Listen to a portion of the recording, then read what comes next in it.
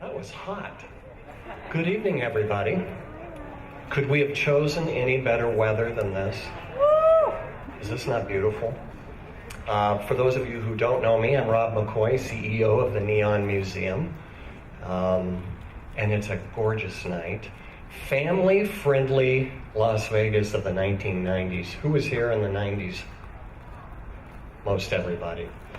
Yeah, I think we all remember that period. I'm looking forward to this discussion. I'd like to thank our sponsors for the evening, for Signs of the Times, our lecture series, CenturyLink, Nevada Arts Council.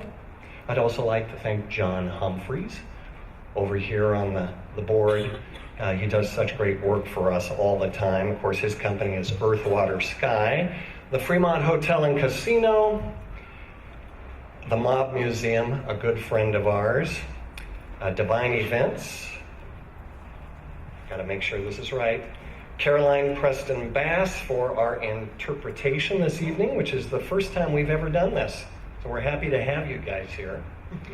I see there's a reason why there's white seats and black seats. Anybody know the reason? I know you do. White seats are our members.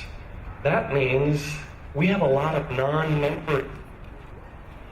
So what Dad? Which one? This one? No, this is okay. This is okay. I think we have a lot of non-members. Nope. We have a lot of non-members here, and tonight you can take the price of your admission and apply it to a membership. And if you can do that, I'd like to point you towards this lovely lady right here, Brenda Bogue, who's our development director, and she would be more than happy after we're through this evening to help you out in that regard. And we would love to have new members this evening.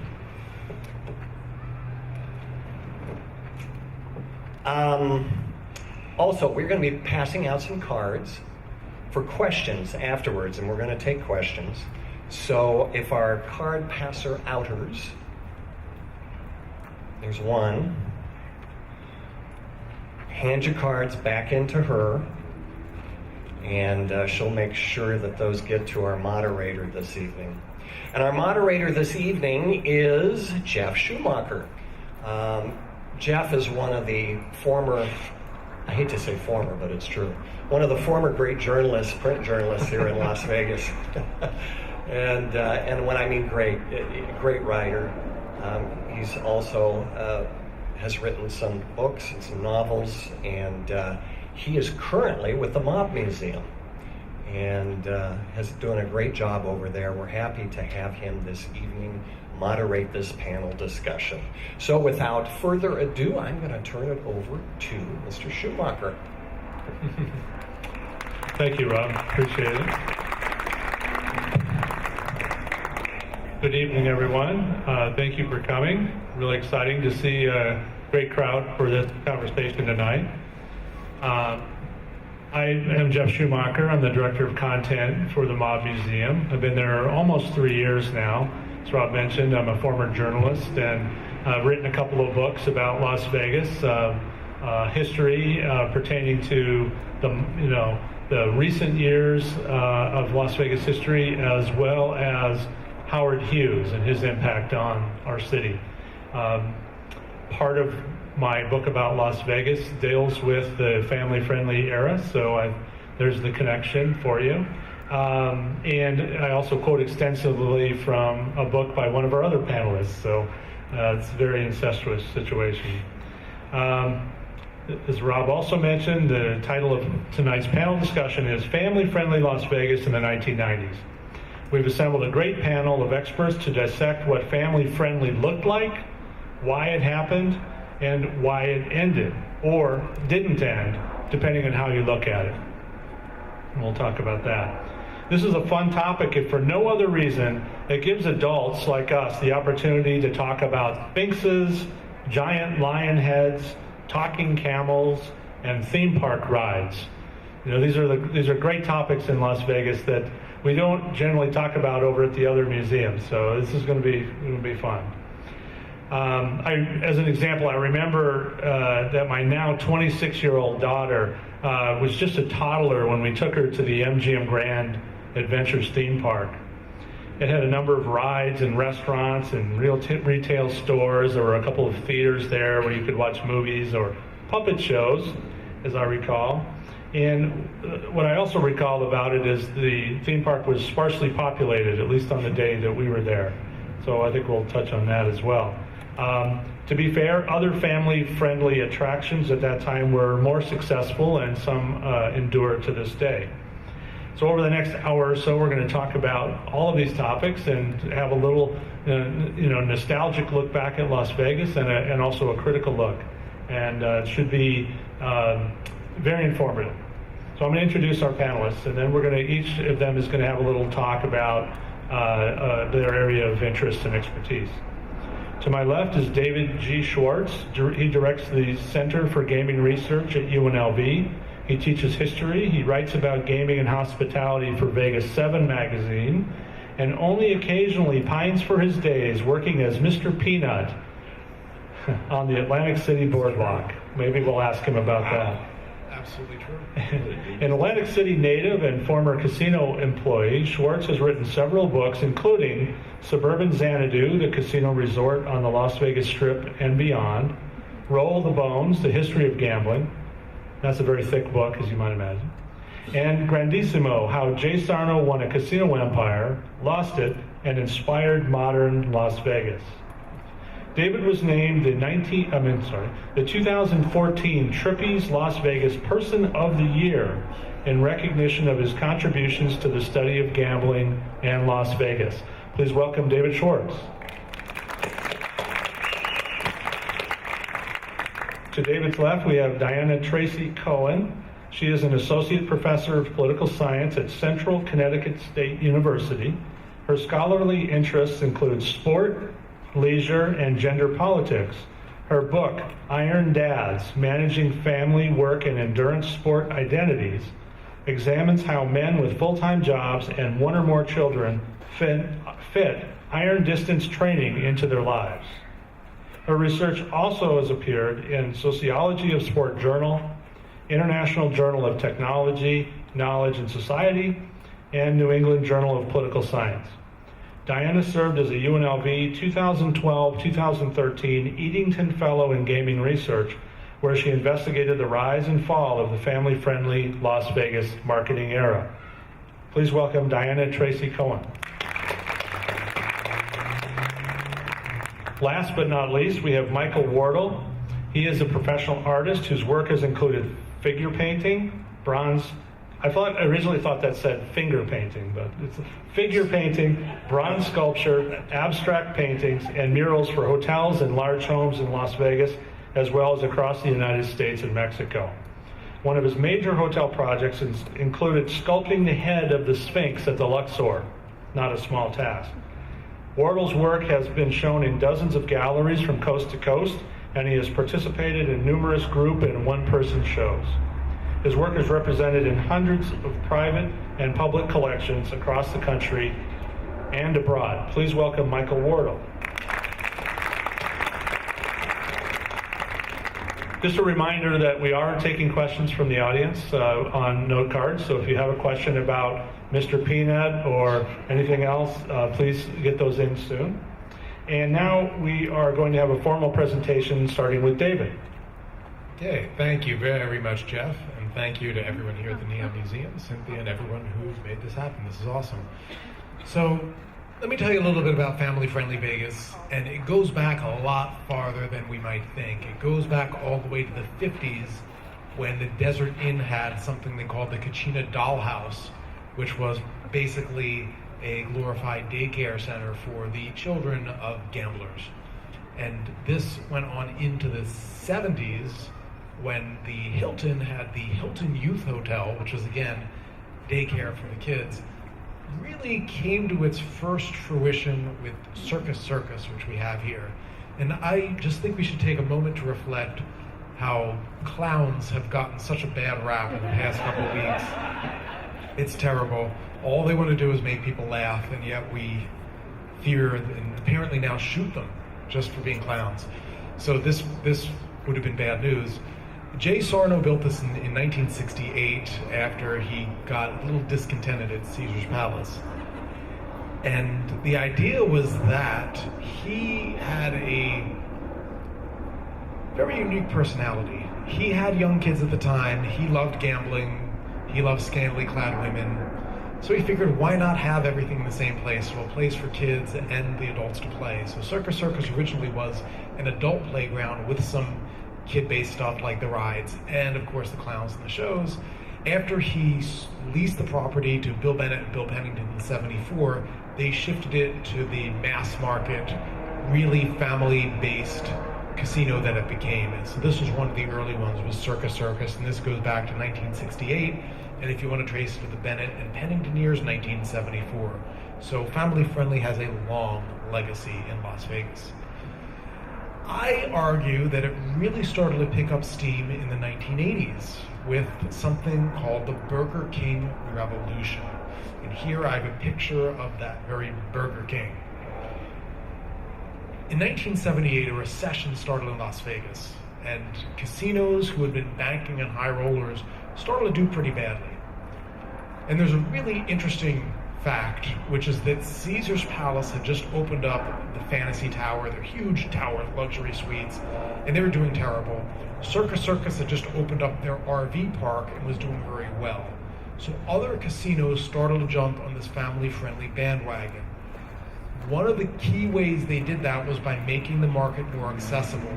And one of the first places to do that was the Riviera, which in 1985 opened up a Burger King inside the casino, which was the first time this had happened. And the argument was that this is a fast food generation, these are families, they know this brand, and they will come here if there is a Burger King. It seems kind of like a funny idea that you would fly all the way to Las Vegas just to go to Burger King, but people did, and it was successful. The next really big opening for family-friendly Vegas was the Mirage, and here we have Governor Bill Miller, Steve Wynn, Roy and Siegfried opening it up with a white tiger in the background. And it's really lost today how much of the Mirage's design was family-friendly. If you go back to what we have at UNLV Special Collections and the original press kits, they really say we are geared towards the affluent family, affluent travelers and affluent family. That's what they're going for. And they break down, this is a huge market that's underserved in Las Vegas. So the Mirage was a huge deal for this. There's another picture of the Mirage from the outside. As you can see, this is very different from the Riviera and the other places. This is a real fantasy environment. 5 months later, Family Friendly got a huge shot in the arm with the opening of Excalibur, which looks like a giant Lego set. I mean, doesn't it look like that? Legos, something like that. Just looking at there. Inside, they had the Fun Dungeon, which today in Vegas would be a totally different thing, but at the time was a midway with skee ball and video games and that kind of stuff. But the Fun Dungeon, I'd love that name. Again, such innocent times in the 90s, before Bill and Monica and all that, early 90s, so innocent. Fun Dungeon was just about kids' fun. So Excalibur was a huge step in the direction towards family friendly because it's 4,000 rooms, premised in the fact that there's this huge underserved market of people who want to come to Las Vegas but don't have a place to go. And it was very successful. It made back the money they spent building it almost immediately. Now we come to the next casino, and this is the one that has seen the biggest reversal. Excalibur is still definitely geared towards family, but Treasure Island about 10 years ago decided to, as Roger Thomas might put it, take the booty out, de-bootify it, and became much less treasure and much more island. But as you can see, in its original state, it was very much about pirates. And this was another one of Steve Wynn's ideas. You know, Steve Wynn has a lot of really brilliant ideas, and one of them was that everybody loves pirates. Isn't that true? You know, who doesn't like Captain Jack Sparrow and all that other fun stuff? So he decided to open up a pirate-themed casino at a lower price point than the Mirage to cater to families. And I think that, let me back up a second. One of the things he did was they had an hour-long TV special before it opened. That was an hour-long commercial for Treasure Island as a family-friendly place. And I want to show you a little excerpt from that because to me, this captures so well that atmosphere of the early 1990s. So we're just going to take a minute to transition. Video. There it comes.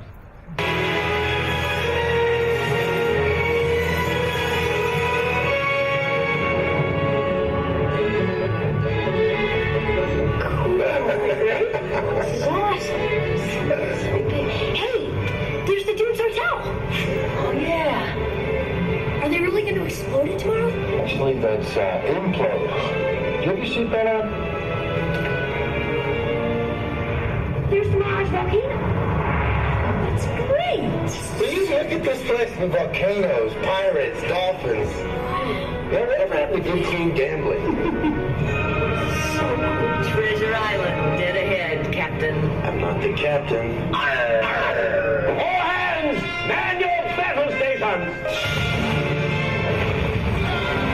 We dropped anchor at Treasure Island just in time for the sea battle. In the middle of the desert. I mean, it was awesome. But in my wildest imagination... So that just captures it. You know, imagine this kid, wide-eyed, going down the strip. You would never do that today. Have a movie where some kid goes down the strip with the costume performers and porn slappers and timeshare people and nightclub promoters. I mean, just look at how magical it was then. The Mirage volcano, and even the Dunes Hotel got a little pop. So, wow, different times, very different times. This needs no introduction, does it? Luxor, so 1993, you had Treasure Island open, you then had Luxor open, which again was at the time very much marketed towards families. You had the Nile ride inside, and it was very much geared towards this audience that they thought was untapped in Las Vegas, and let's make Las Vegas friendly. This is the kind of thing that at the end of the movie Casino, Ace Rothstein goes on a tangent about, like, how dare they make it like Disneyland, it's terrible. But this was the future. This was going to be the future. Nile rides. Talking camels, remember this? The talking camels, which were great. You know, and I know it's all kitschy and schlocky, but isn't that what people come to Vegas for? Talking camels. The other big casino to open in 1993 was the Mgm Grand. And this was the original street entrance, which had the big lion, and inside it was very much Emerald City Oz themed, which is fascinating. They had a whole giant casino which was green, themed around the Emerald City because that was one of the properties of MGM Studios, which owner Kirk Kerkorian also owned. And this was really the high point of this phase of family-friendly Las Vegas, where they built this huge 5,000-room hotel, biggest one in the world, and Wizard of Oz is the theme. And again, of course, it's going to appeal to kids. Another part of the MGM Grand complex was Grand Adventures, which Jeff mentioned in his opening remarks, which was a theme park. There were other theme parks that had opened, like Adventure Dome, Wet n Wild, and this was taking it to the next level, really bringing Vegas into the family-friendly era. So there we have another thing that opened. This is the late 90s now. You have the Star Trek experience opening at the Hilton in the former site of the Youth Hotel. And the idea, again, is to make Vegas a fun place where everybody can go, unless you're freaked out by the Ferengi trying to barter with you, which you may be. Yeah, I remember I did that with my mom, and one of them, in character, said to my mom, blah, blah, blah, female, and I kind of gave him a look, and he backed down. Although it was totally in character, and I know I should have come back at him with something about the rules of acquisition, but I was at a loss. Another cool thing that opened up in late 90s Vegas was the ride Race for Atlantis at Caesar's Palace. And I remember the first time I came to Vegas seeing this, and they had the animatronic statues, in the forum shops, and you went to this IMAX ride and got to race, and it was, again, the idea that Vegas was going to be a place where you would come for these kind of experiences. Then the pendulum swung, and how it swung in the other direction. I would say that the 2001 release of Ocean's 11 marks the public retreat from family friendly. Because if you think of that movie, of course, the remake of the 1960 classic, it's very much adult Vegas, hip Vegas, cool Vegas, everything the family friendly wasn't, which was schlocky and fun and kids and, you know, sippy cups and spitting up and all kinds of other that nasty stuff, but that's fun stuff, that's part of life. And then, of course, you get into the what happens here stays here, which we have Ashton and Cameron there telling us about that. To me, that's just totally saying this is not the Vegas of the bright-eyed kid from the Treasure Island commercial. This is something new. I believe that is, oh, yeah, yes, that is it. Now I will pass the... Thank you. Diana, go ahead. Thank you very much. So I served as a 2012-2013 Edenton Fellow at UNLV's Center for Gaming Research, and I was interested in bringing my academic interests of family and gender to the setting of Las Vegas. And in my research, I learned about this idea of the family-friendly era. So in doing research and reading about it, I read that it was kind of a contentious era and that we didn't really understand what it was. And some even questioned, did it really exist, particularly from a marketing and advertising standpoint? Was there a unified effort by multiple casinos to try to target this family group? So I put forward an application to use the special collection, and particularly the gaming collection that we have at UNLV, which is an amazing resource, to try to find out more about which casinos actually put forward family-friendly focus. When did that occur? And were there some casinos that actually did not make that part of their main premise? And when did we actually transition out of the family-friendly era? So in going to the UNLV Gaming Archive, I went to, I looked at popular presses, looking at things such as Time, US News and World Report, also looking at Las Vegas-centric advertising outlets, such as ones that are distributed to tourists. And I looked at the gaming archives themselves, so looking at, say, the Tropicana, looking at the Sahara, other gaming casino outlets and the advertisements that they've given to the archive themselves. So what I found out was that, in part, number one, the mainstream media had a really significant role in propagating this idea of the family-friendly era. And I suggest that because in talking with various members of the community, I find out that it's a little bit of a contentious era and that not all agree that there was actually this concerted effort to try to target families. So if there wasn't, then where was that coming from? In part from the popular media. This is one of the things I found in the archive.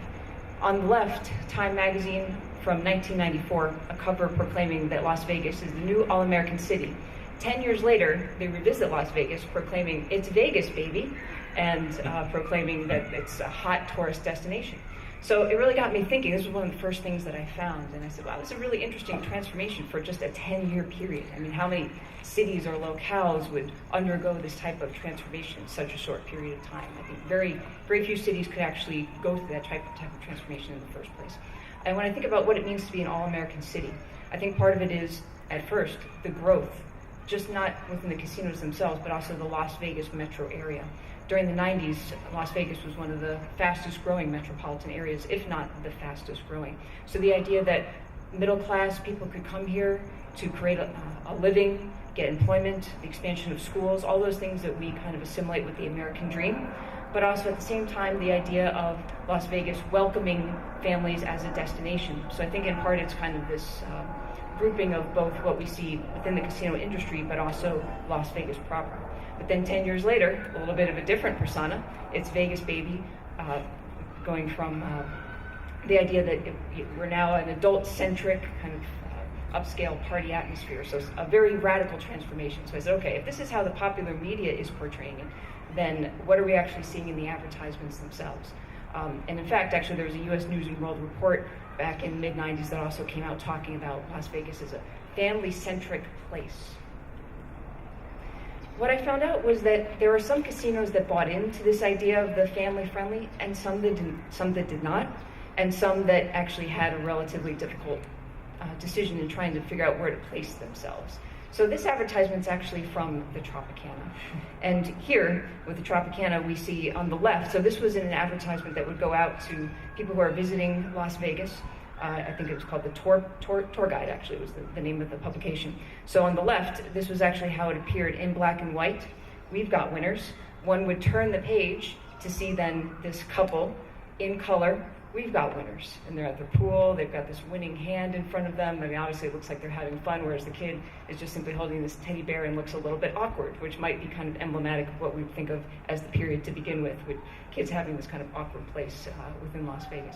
So I wasn't able to find this other advertisement. There was another one that said, they got strollers, we got rollers. I really wanted to find that, but indeed kind of placing themselves as the, I say anti-family, just in the sense that they're really positioning themselves as a adult-centered entertainment place. So I thought that was interesting. And then I was able to find quotes, no direct advertisements, but quotes from other casino executives, such as from the Hilton, saying that we were never family friendly. That was never our intention, even back in the 90s, making that proclamation. In part, I think that when I think about why do certain casinos take this adult-centered approach, even in the 90s, for the Tropicana as one example, is the placement of where they are on the strip. So when you think about their proximity to the Excalibur, being across the street, and then right next to the Mgm, both which, as David mentioned, had a very family-centered focus, you could say that it was economically wise for the Tropicana to try to hold their course as they did, as being an adult-centered location, drawing some contrast from their competitors across the street and right next door. Of course, Circus Circus is an example of one of the casinos that all along has maintained a family-centered approach. So during this family-friendly era, if you will, they kind of fit right in naturally. So now you might actually say that they're a little bit of the outlier. I saw a number of advertisements that they had saying that not rated, not for adult, or fun rated, not for adults. So directly trying to advertise this as a family-centered place. I was actually really lucky to be able to go in and to see some of the advertisements that they had. I was invited to come in to their property, and they have these big books full of advertisements. And I mean, I could have drawn from a whole number of them to show to you today to talk about all of the family-centered advertisements that they had. So they had a few, one that said, fun in the family tradition, your one-stop fun shop, trying to say that both adults and kids can have fun here, but with the emphasis on the families, and that's still where they place themselves today. Treasure Island would be an example of a property that really had a difficult time placing itself. It's difficult in the sense that you've got this larger narrative surrounding Las Vegas, and then each individual property has to decide to what extent do we want to buy into that, or to what extent do we want to try to draw contrast. Now, Steve Wynn went on record initially saying that this property was not targeted specifically for families, which, when you look at the various features that the property had, you'd really ask yourself if that was really true. But I think it really speaks to this uncertainty that some of the clientele had, and maybe even some of the executives, as to what was that property really about. So at first they had the Battle of Buccaneer Bay, which was meant to be a family-centered activity, which turned into the Sirens of TI, which was a much more adult-themed show, if you would, ultimately turning into no show whatsoever, but instead upscale opportunities for shopping and dining, perhaps trying to be hip. And of course the name itself, Treasure Island, turning into just the simple TI, almost as if they wanted to shed their identity of, the pirate ship and the skull themed, and trying to become something hip and new. But the problem was that they had already invested into a prior image that I think was indeed a little bit hard to shed, which then kind of contributed to people not knowing really what to make of that property. Now, what's interesting all along is that we have, at the same time that the properties themselves as individually are trying to create a narrative, you also have Las Vegas branding that's going on as well. So the LVCVA, as an example, the Convention and Visitors Authority, they actually put a lot of money into deciding the branding of Las Vegas. And I was able to do some in-depth interviews with some of the people that worked there while I was a gaming fellow. And one of the things that these interviewees discussed was the idea that at first, in trying to market Las Vegas, it was all about the product. So the property, the views of the Strip, the views of downtown. But over time, they transitioned into more of a brand. And so I think that's where now when we think about moving away from the family friendly is because we moved to this very popular brand of what happens in here, what happens in Vegas stays in Vegas, the idea of the adult entertainment and the freedom. So I think that contrasted against that view of today, when we look back at the family friendly, that's why some people I think shudder, because you would say, well, look at the popularity and the success, which I don't think a lot of people anticipated of that, what happens here stays here, compared to the family friendly.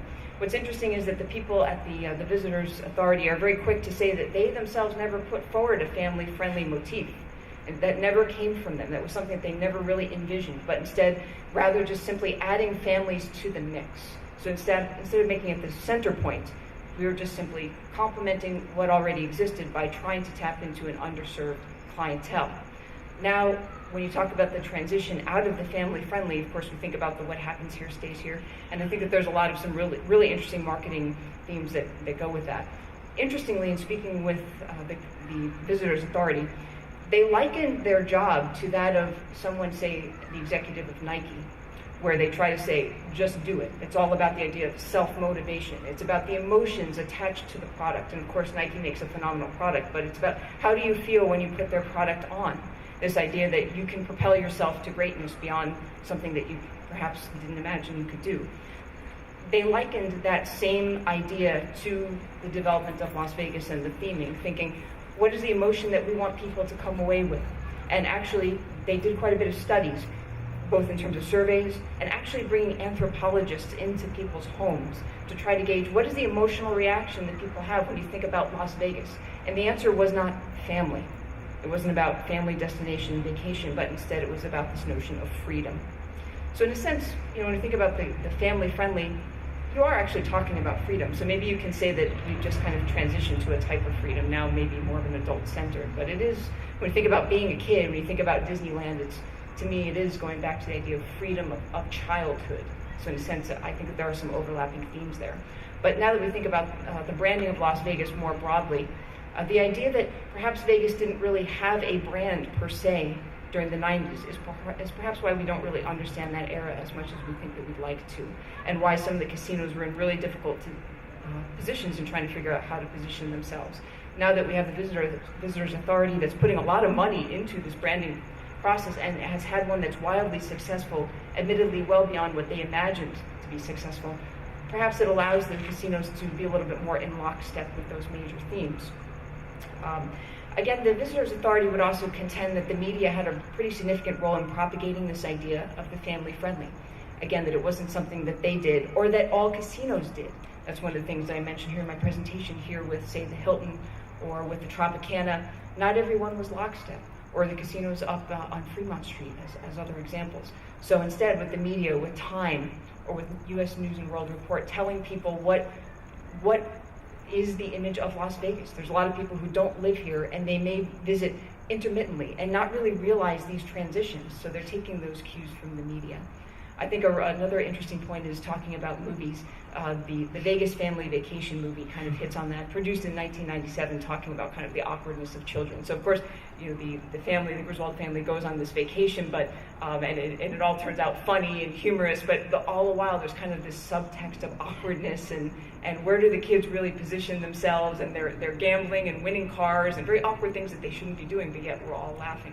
I think that kind of clarifies, or should I say classifies, that era, which is just a little bit of an awkwardness, not knowing where exactly kids fit into all of this. Now I think we've taken a slightly different turn. Not to say that kids aren't welcome or that there aren't activities for kids, but just that we've kind of moved more towards the adult-centered, which I think was all along, but perhaps just marketed a little bit differently.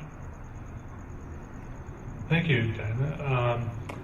I have all kinds of questions I've been jotting down, but I'm going to say we're going to hear from Michael first, and he's got some more hands-on experience with this.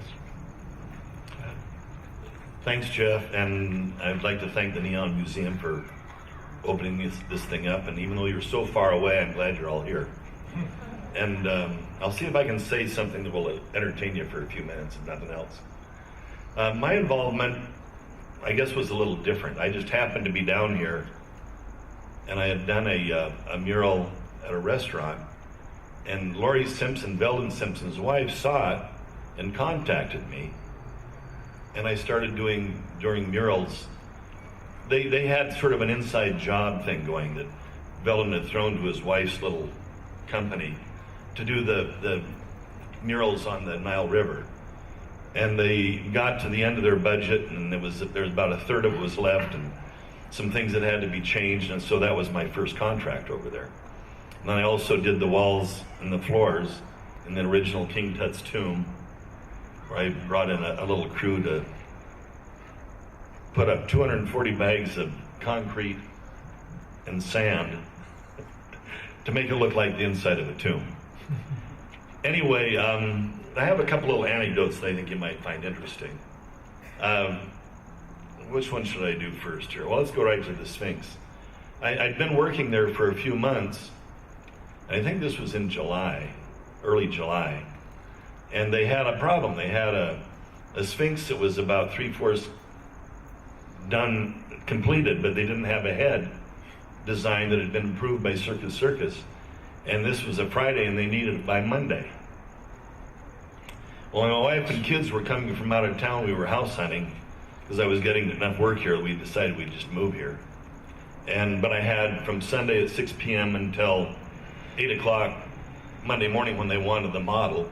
And so I did a 1/24th life-size model where I had one half nearly completed, the other side was just blocked in. There's actually a copy of this over at the Gold and Silver pawn shop, the Pawn Stars. And I tried to get a picture of it, but they wouldn't allow it. And if I would have thought, Jeff probably could have pulled some strings and got it over here. But if you want to go take a look at it, as you walk in, it's up above and to the left.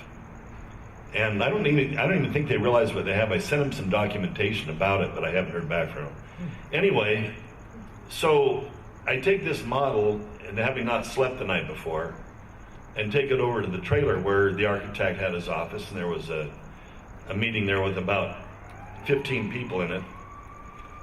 And the guy, which was the subs that were working on the Sphinx mainly. And a facilitator who I never saw before or since. And they looked at it, and he says, well, we think we like it so far, but would you excuse us for a few minutes? We need to talk amongst ourselves. So I went out, came back in 5 minutes later. He says, well, we like it. And we think we're going to go with it, but we just have a few questions. First of all, he looks a little bit too African-American for us.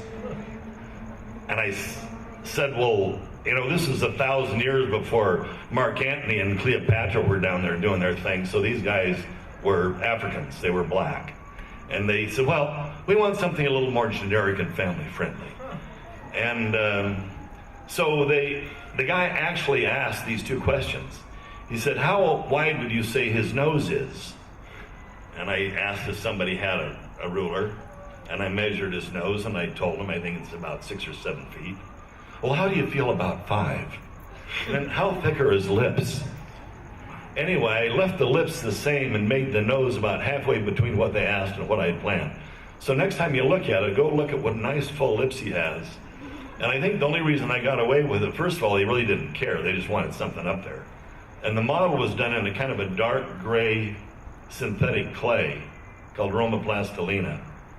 And since it was a darker color and the finished product is a very pale, light Caucasian sandy color, I think they didn't really think about it and probably didn't care.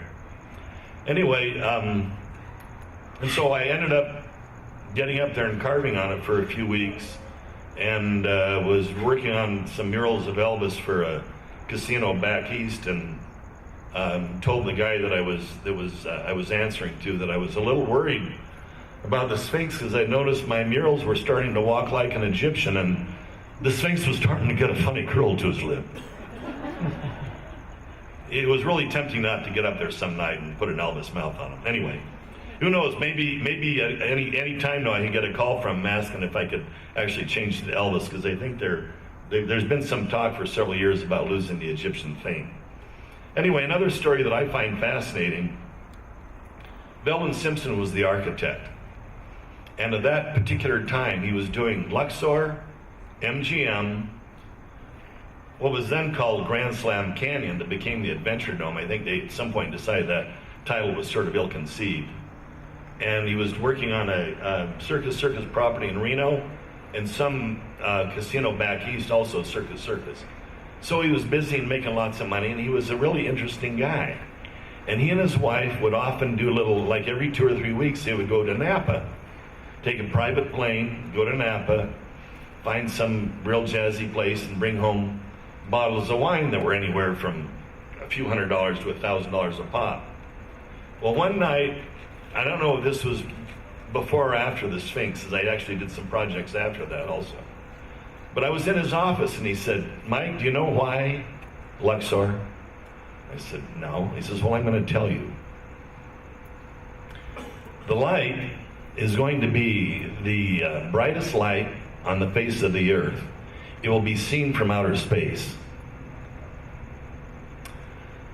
And a guy named Doug Trumbull, who you may or may not know, was a special effects, had a special effects company and did special effects for 2001: A Space Odyssey.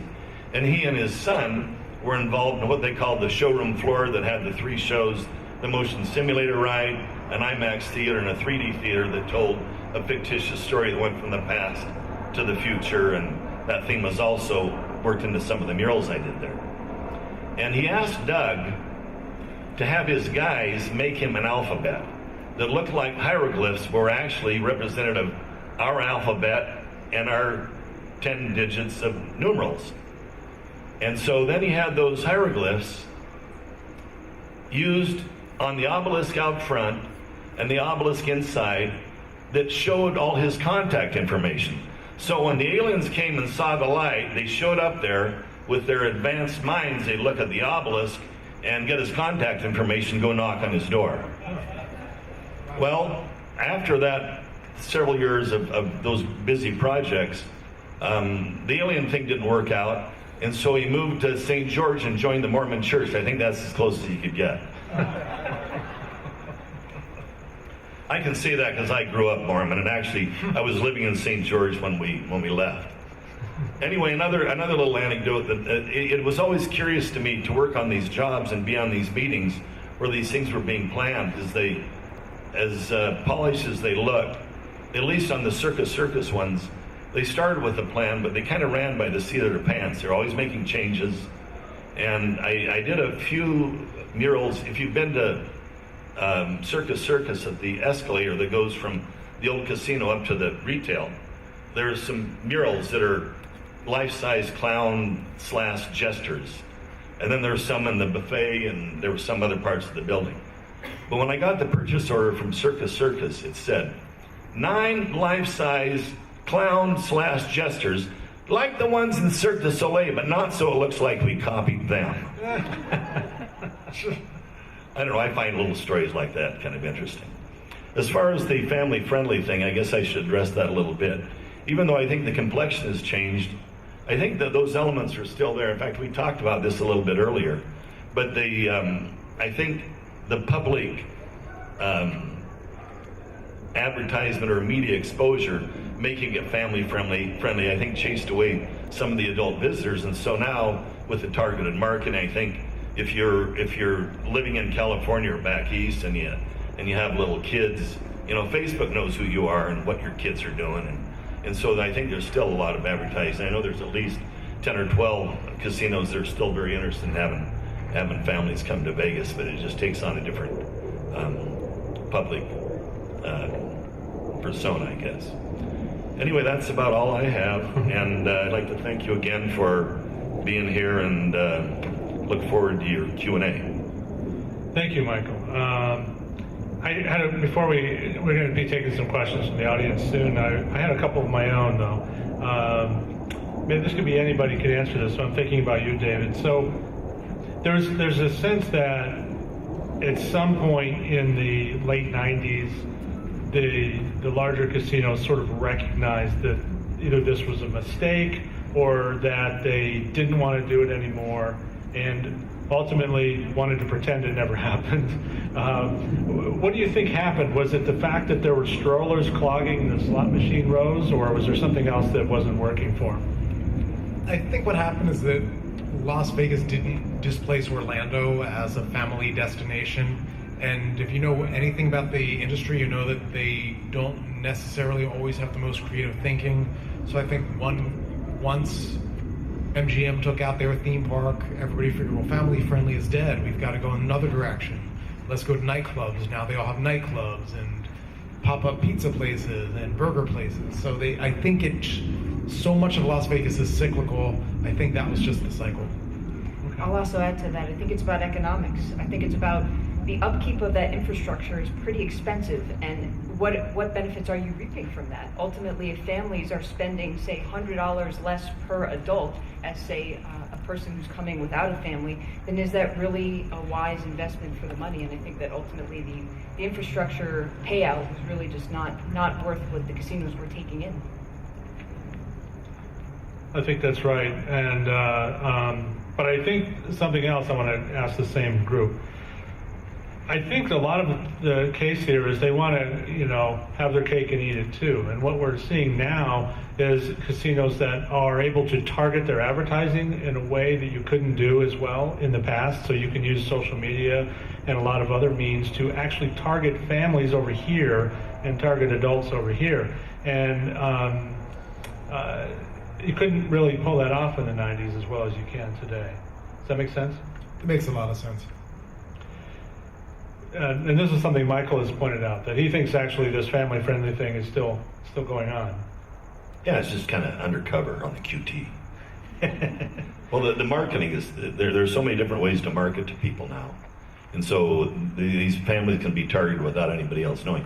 You go to the pools that a lot of the ones that still have family-friendly activities, and the adults don't even want to be there because they're full of, loud, noisy kids that are splashing around and making them feel guilty for what they're doing.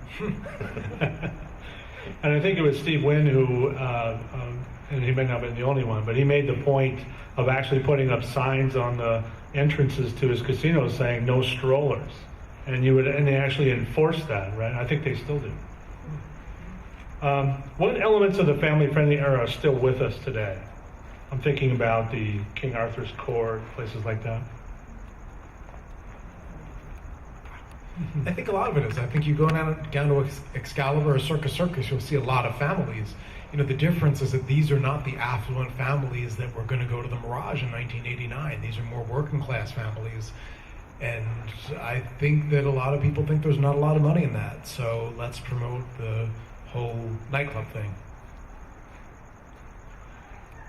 Is it possible the family-friendly approach could be revived in the future? Could there be a cyclical situation where it comes back? Yeah, when they lower the gambling age to 9.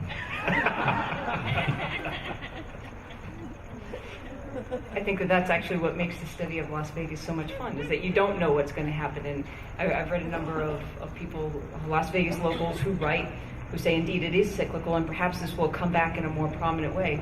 The undercurrent, as we've been saying, has been there all along. It's not like it hasn't gone away. So might it one day rise to prominence once again? Perhaps, when we reach a point where the current model isn't working, which it seems like, given the constant evolution and transformation, the fact that Vegas always has to offer something new, it seems like perhaps that might be just an inevitability. And if you look at it, 4 years ago, the city was tooling up to cater to Asian high-end play for the most part. Then the Chinese government cracks down and they're scrambling for something new, so we got to focus on entertainment is a big thing. And it's not totally crazy to say that, hey, maybe someday that pendulum swings back again to family-friendly and they go to that angle. So we're going to be they're going to be bringing some questions up from the audience shortly. While they're doing that, I want to ask Michael if you could relate one more anecdote. And it was a short experience you had with the Mgm Grand Lion. Oh. The MGM, I think, opened in December of '93, so it was just a couple months behind Luxor. And even though I didn't actually get to complete the carving on the Sphinx as I was back doing murals of Elvis and Tunica. And I came back and somebody else had positioned himself, so I didn't actually get up to finish it. And if you're interested, you can come up and I'll show you the things they did not finish on it. But when I went out there and they let me know that I wasn't going to be up there to finish it, they said, well, we think it looks pretty good already. And I said, who do you think you are to make that judgment? This is anyway, it was angry and bitter, and I fumed on with a bunch of expletives. Anyway, but they were happy with the net result. And so literally a month before the MGM was going to open, they had the lion framed and sheetrock. And one story that I had heard is they originally had a $3 million budget, but every time they'd go over budget somewhere inside, they'd whittle a few $100,000 off the lion. So do you remember that it was just plains, was very angular, and it was just painted kind of a sandy color. And Veldon sent me over there to go. He said, "Go fix that." He didn't even go to the meeting. And I said, "I don't have anything." He said, "Well, just come up with something. Give him something. I don't have time to worry about it." So I went over and there was a room full of people that were working on it. He said, "Okay, Veldon says you're our golden boy," and I just said, "Get a bulldozer." And they didn't think it was very funny. I said, "I don't think there's anything you can do to this thing. If you're expecting a paint job that's going to fix it, it's not going to happen." And I think subsequently I got a little vindication because they did tear it down. And Snell Johnson was the name of the guy. I couldn't remember the guy that did the bronze one that's there now. I think that was about 4 or 5 years later. Mm-hmm. And the excuse, or the reason they used, whether it was valid or not, they said that it's unlucky for Chinese people to go through the mouth of a lion or underneath a lion, or there's something there that... But, the thing is, they never went through the mouth, and it's not like high rollers are going to be whaking in off in the strip. And so I think that was more of a convenient totally. excuse. It was just very unattractive. They knew they needed to replace it. But anyway, that's the end of that story. I've got a quick question for you. As an artist, what did it feel like to see your work on the cover of Time magazine? Well, it was kind of funny. I had a friend who lived in Scottsdale, Arizona, where I lived for a while prior to that. And I called him up to congratulate him for being on the cover of Southwest Art magazine. He says, "Well, you're on the cover of Time magazine." Because I think when I did that stuff, I didn't really ever consider it my work. It was just a project that I'd sort of worked on. And it's been sort of, you know who Robert Indiana is, the artist that did the love sign? Anybody know who he was? Yeah. Well, he got so stereotyped with that sign. He tried to do other kinds of work, but nobody would buy it. So he ended up just having to make 1,000 different versions of that sign to make a living. Everywhere I go to try to promote my own work, I keep getting these damn invitations to talk about the stupid Sphinx. Anyway, but it was fun to work on something of that scale. It really wasn't as complicated as you might say. It was just big. Anyway. So we're getting some audience questions brought up, so I'm going to start with those. We can do that. Here's a good one. Are kids visiting Las Vegas today missing anything special that 90s Vegas presented to that generation's kids? Or was it all just a marketing ploy?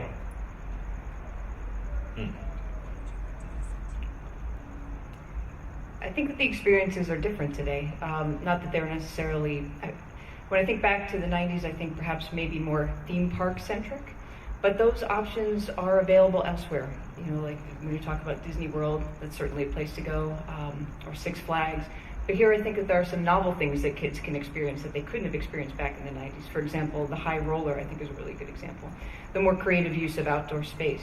I think that right now, one of the commonalities that I see is that to the 90s, is that casinos are attempting to speak to a non-gambling demographic. So whether it's kids or millennials, it's this idea of how do we use non-gambling space. I think for some part, kids can utilize that. Obviously not the clubs and not the bars, but the outdoor parks, the rides, the Ferris wheel, I think are all things that the kids would be able to experience today that weren't available in the 90s. I would add that I think kids who come to Vegas today are losing out on a lot I mean, talking camels? I love the talking camels. Is there any way the Neon Museum could get the talking camels back? Does anybody know where they are? Yeah, they probably threw them away. Dang it. Love the talking camels. Here's another question.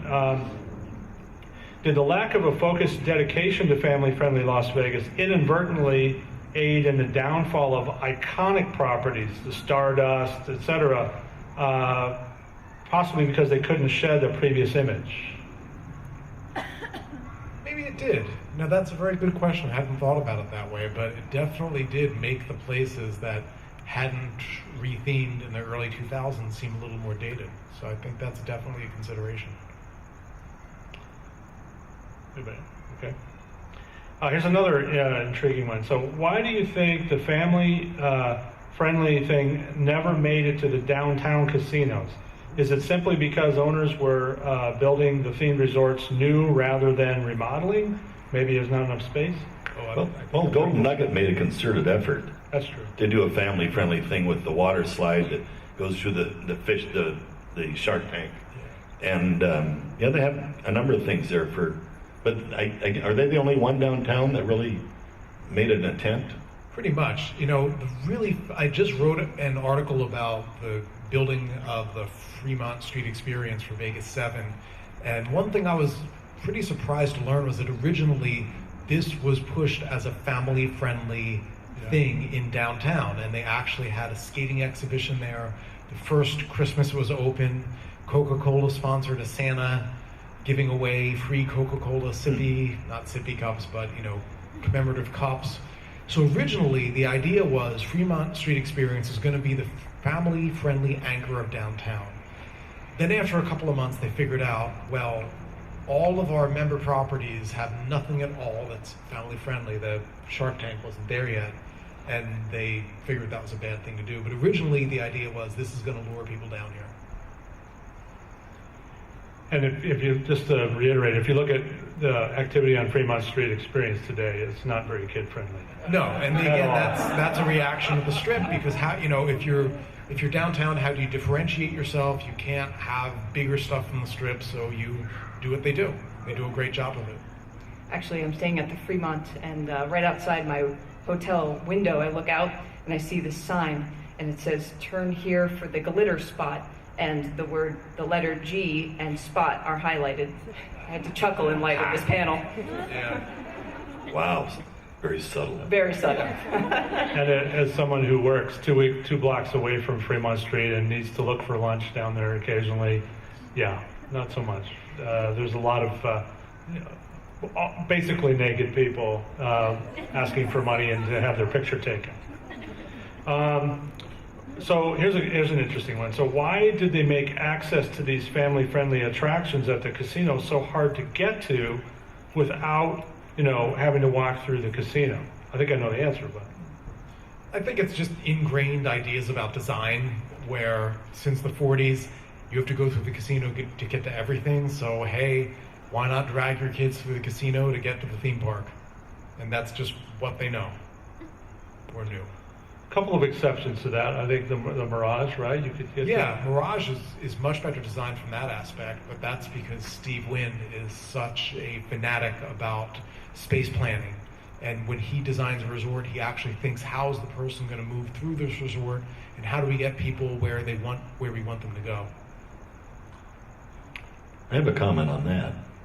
If you'll remember the Nile River at Luxor, the way that first started was the registration was actually the south side of the building, not on the east side where it is now. And after you registered, you would get on the barge, and they would take you to the inclinator. That's what they called the elevator cars. Actually went up on a 40-degree angle on railroad ties. It was done by Otis Elevator, but they were cars that had these hard rubber tires, rubber line, that went up on railroad ties. And so you would go through this laborious nonsense tour about Egypt's past that really was not very coherent. And if you happened to be 3/4 of the way around the building, it would take you 20 minutes to get there. And people just didn't like it. And then when Luxor realized that they could have another 100,000 square feet of casino space. When they added the other towers, they just blew all that out. I think that was probably by the 98 or 99 in there somewhere. Yeah. And I actually did a few little murals over there for that expansion, but yeah, they just blew it out. And that was probably a $100 mistake, but they were so good, in my opinion. This is one thing about that time period. These casinos were so good at making money from gambling. If they made a $100 million mistake, they didn't care. They'd make up for that in the next quarter's profits. And so I think they were kind of sloppy in a lot of their decisions when they did that kind of stuff. Any comments on that? Agree, disagree? Agree. Well, I think, just as an overview, I mean, when you look at some of the family-friendly efforts in the 90s, for example, the Mgm Grand theme park, which they reinvented about 5 times before finally dumping it, is you're talking about people who know a lot about how to run a hotel, and they know a lot about how to run a casino. But the notion of running a theme park, it isn't in the DNA, right? I mean, this is brand new territory for these folks, and is exemplified by your Sphinx story. Yeah. I mean, we're not talking artists who are really paying a great deal of attention to historical accuracy or anything like that. In fact, I argued with them about that. Yeah. Yeah, I thought it should look more like the one they supposedly patterned it after. Well, we have a couple more questions, and then after that, we'll go to the next level of this. This is a long one. Does the decline of child-friendly have anything to do with people not wanting to leave their kids alone anymore? Interesting. A friend of mine told me last night her mother used to send her to the arcade at Circus Circus while her mom gambled. She said she would never do that now. So, I mean, this is something where, parents have become much more protective. There's a lot of news about kids being kidnapped or getting into trouble. We had a very high profile, and I don't remember the details, maybe you do, David, of the murder of a kid, right? It was at State Line. Buffalo Bills. Yeah. Sharice Iverson. Nope. There was one at State Line, too, a little 10-year-old girl in the bathroom out there. Yeah. Yeah. Oh, yeah, Buffalo Bills, yeah. What do you think? Yeah, I think that's definitely true. It's funny, being a parent myself, reading the Ramona books. Back in the 50s, Ramona, at the age of 4, is walking to school on her own on the second day. And, 4-year-olds are walking around the city of Portland all by themselves and getting where they're going. And at the age of 5, she has to get herself up and go to school on her own one day. You would never do that today. When I was a kid, I would go up and hang out in the Atlantic City Boardwalk and go to arcades and all this stuff, when I was around 9 or 10. I can't imagine letting my kids do that. Like, hey, go down to Fremont Street, have some fun. So I think it's definitely been a cultural shift, and people don't want to go to a big city and have their kids go off and do stuff by themselves. They want to be there with them. I agree. I think that we live in a culture where we're constantly thinking about vulnerability, be it on the larger scale or just in our personal day-to-day lives. So I think that does trickle down to parenting roles and behaviors that parents execute.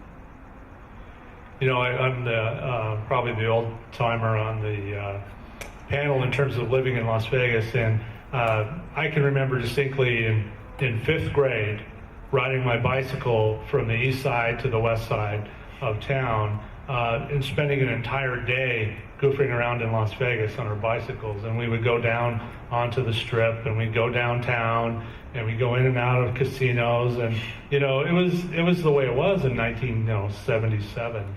But it's a very different world today. My kids certainly never did that. So at least I don't know if they did. I don't think they did. Okay, 2 more questions, and then we'll wrap it up. So what do you think the next phase of Las Vegas is? Let's start, David. Oh, yeah. I think right now it's gearing towards this non-gaming person, of course, millennial.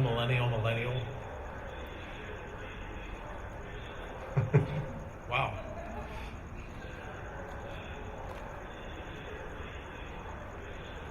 That's not for you. I don't think they're looking for you. Anyway, millennials is a big buzzword, but I think it's basically just finding anybody who's willing to come to Las Vegas and spend money, which, because the Chinese government is no longer high-end Asian gamblers, now it seems to be people who want entertainment. I would echo the millennial idea with the non-gaming space. trying to bring people to come into space that are now actually outdoors. So as opposed to everything being inward looking, which casinos typically are, now we're actually having people on the outskirts of casinos and hoping that that's where they'll spend their money. So catering again to the underserved population, which millennials but are now increasingly being addressed. I don't know how many of you saw an article, I can't remember who it was, in about 2008 or 2009. And the article was about the nightclubs in Las Vegas. And the recession had hit, and the casino revenues, the gambling revenues were down in most casinos. But these nightclubs were doing better than ever. They were going crazy. You know, they would charge an ungodly amount to get in. The drinks were very expensive, and they were full and overflowing. And it was all these young kids that come up from California or elsewhere, and they'd spend their student loan money gambling and going to nightclubs in Las Vegas, run up their credit cards, go back, save up to come do it next year, so they can live like the Kardashians for one weekend. And I think that that mentality, I think, is still there in the clubs, if I'm not mistaken. And I think they're very profitable for the casinos. Not just in the clubs, but if you look at Bellagio, they're dancing to the songs of various DJs. And to know that DJs themselves are having residencies. It's no longer just Celine Dion and Elton John, but DJs as well that are getting paid millions to be on these properties for months on end. Knowing a few millennials myself, I constantly am asking the question, what do these millennials want? I have no idea. It's very difficult. Vegas is based, this is the last question I have from the audience. Vegas is based on stark economic trends. It changes with any economic fluctuation. With the recent recession, in hindsight, do you think this flexibility is to the city's advantage? Then he said, this person says, especially when considering a football stadium. Well, as an Atlantic City native, I can tell you there's a lot to be said for being flexible. Atlantic City just was not flexible enough. That's why they've had a lot of problems. So that is definitely true, and the city is always morphing into something else. And today it may be football, tomorrow it will be something else entirely. Hopefully hockey. Hockey's coming. Yeah, That's happening. Check that one off. So I would ask, David, this is an area you've spent some time thinking about, I think. The next big thing in Las Vegas is happening now, which are basically festivals and spectaculars, right? That's kind of where people are focused right now? Yeah, you know, the festival thing is really big because it's a way to get people to come into town on weeks where it's not busy and spend a lot of money, which is, of course, what is always important in Las Vegas. Okay, well, we have reached the end of our questions, and I wonder if anyone has any final thoughts or comments they'd like to share. Michael, usually you have something you want to add. No, I've said enough already. I'm probably going to get in trouble. I'm going to probably get a cease and desist letter from Circus or from the Luxor legal department. Different company now. They might be all right. Oh, yeah. Mgm Mirage, I guess. Well, before we close out, I think Cynthia has a few words, but I want to thank all of our panelists for some great comments tonight.